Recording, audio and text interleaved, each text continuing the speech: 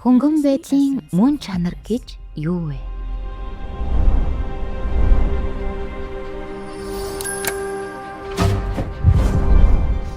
Энэ нь зөвхөн хөдөлгөөн биш.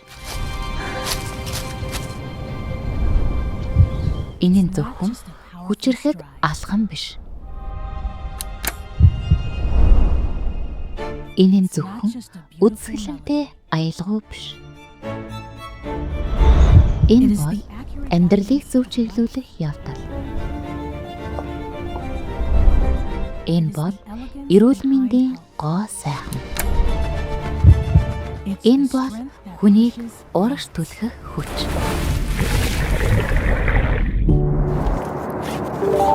Change is come.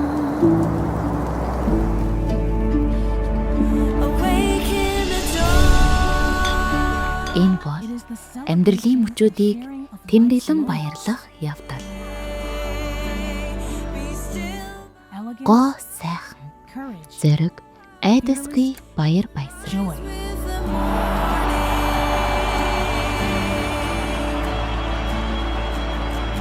Амьдралын сайн сайхныг хамтдаа бүтээцгээе.